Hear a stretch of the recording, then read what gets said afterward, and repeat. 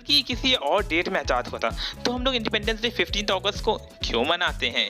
क्या आपको पता है जब हमारे इंडिपेंडेंस डे हम लोग इंडिया में मना रहे होते हैं तब ऐसी 5 और कंट्रीज़ हैं जो अपनी इंडिपेंडेंस डे आज़ादी का दिन अपना मना रहे थे। वो कौन से ऐसे देश हैं? क्या आपको पता है जब हम लोग ने सबसे पहले इंडिपेंडेंस डे मनाया था तब महात्मा गांधी जी जिंदा तो थे, लेकिन वो उस वक्त वहाँ पे प्रेजेंट नहीं थे फ्लैग होस्टिंग के दौरान। तो वो उस वक्त कहाँ थे? क्या आपको पता है कि इंडिया के फ्लैग में कौन सा कलर क्या रिप्रेजेंट करता है? क्या आपको ये पता है कि इंडिया में फ्लैग जहाँ भी ऑफिशियल जगह फ्लैग लगते हैं वो कहाँ से एक्सपोर्ट होते हैं? अगर नॉर्मल इंसान उसको बनाता है तो वो एक इनलीगल काम होता है। तो असली में वो कहाँ से एक्सपोर्ट होते हैं क्या आपको पता है? आज से रिलेटेड ऐसे और फैक्ट्स रिलेटेड हम इस सब वीडियो में कवर करेंगे। तो प्लीज़ हमारे चैनल को सब्सक्राइब कर लीजिएगा, बेल आइकन जरूर दबा लीजिएगा। तो ये सारे फैक्ट जानने के लिए हमें एक मंत्र बोलना पड़ेगा जो कि होता है घिस बाबा घिस, जिन बाबा जिन, जिससे हमारे जिन साहब बाहर आएंगे और हमारी नॉलेज को अपडेट कर देंगे। तो चलिए मंत्र बोलते हैं, घिस बाबा घिस, जिन बाबा जिन। जो हुक्म मिले आका, अब हम लोग चलते हैं फैक्ट नंबर 1 की ओर। टाइम ना वेस्ट करते हुए तो प्लीज चैनल को सब्सक्राइब और बेल आइकन जरूर दबाइएगा। चलिए गुड बाय। तो दोस्तों फैक्ट नंबर 1 ये है कि हमारा देश 15 अगस्त 1947 में आज़ाद नहीं हुआ था, बल्कि ये 18 जुलाई 1947 को आज़ाद हुआ था। सही सुना दोस्तों, ये 18 जुलाई 1947 को आज़ाद हुआ था।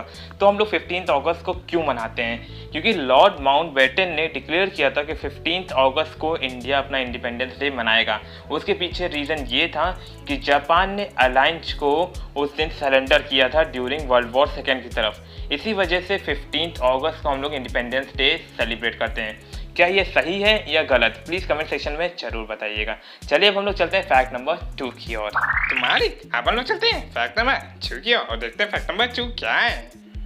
तो दोस्तों क्या आपको पता है कि अगर कोई नॉर्मल कंपनी या नॉर्मल इंसान फ्लैग्स बनाता है इंडिया का तो वो इनलीगल काम है। इंडिया का फ्लैग सिर्फ KKGSS ही बना सकता है, जिसका फुल फॉर्म है कर्नाटका गांधी गरमुड योगा समुद्र का।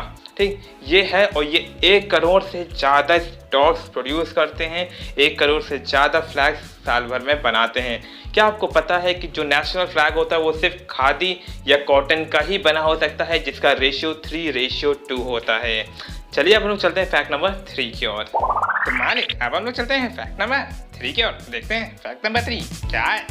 तो दोस्तों फैक्ट नंबर 3 ये है कि जिस दिन इंडिया अपना इंडिपेंडेंस डे मना रहा होता है ऐसे 5 और कंट्रीज है जो उसी दिन इंडिपेंडेंस डे मना रही होती है, जो कि है नॉर्थ कोरिया, साउथ कोरिया, जिनको 1945 में जापानीज से इंडिपेंडेंस मिली थी। नेक्स्ट है कॉन्गो, जिनको 1960 में फ्रेंच से मिली थी। तीसरी है बहरीन, जिनको 1970 में ब्रिटिश से मिली थी। लास्ट है लिechtenstein, जिनको 1966 में जर्मनी से इनको इंडिपेंडेंस मिली थी। तो क्या आपको पता था कि इंडिया के साथ ऐसे 5 और देश हैं जो उसी दिन इंडिपेंडेंस डे मनाते हैं? चलिए हम लोग चलते हैं अपने जिन बाबा की ओर, जो बताएंगे हमें फैक्ट नंबर 4। तो मालिक अब हम लोग चलते हैं फैक्ट नंबर 4 की ओर और जाते हैं फैक्ट नंबर 4 क्या है। तो दोस्तों अब हम लोग जानेंगे कि इंडिया के फ्लैग में जो तीनों कलर होते हैं, जो तीनों स्ट्रिप्स होती हैं, वो क्या रिप्रेजेंट करती है। तो जो टॉप मोस्ट होती है वो सैक्रिफाइस्ड और ब्रेवरी रिप्रेजेंट करती है। जो मिडिल होती है वो ट्रुथ, पीस और प्योरिटी रिप्रेजेंट करती है। और जो थर्ड ग्रीन एकदम लास्ट में जो होती है वो fertility, faith and valour represent करती है।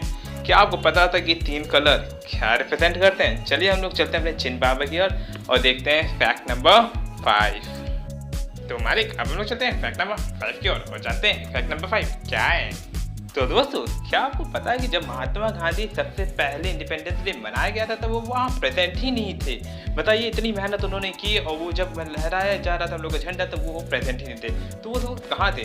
दोस्तों उस समय वो स्ट्राइक कर रहे थे, क्योंकि पार्टीशन हुआ था। जैसे कि आपको पता है इंडिया का पार्टीशन हुआ था, इसकी वजह से वो स्ट्राइक कर रहे थे, वो भूख हड़ताल पे बैठे हुए थे, इसलिए वो नहीं आ पाए। तो दोस्तों सोचिए, इतनी मेहनत उन्होंने की थी और वो इंडिपेंडेंस डे जिस दिन झंडा लहराया जा रहा था बेचारे उस दिन भी वो नहीं आ पाए।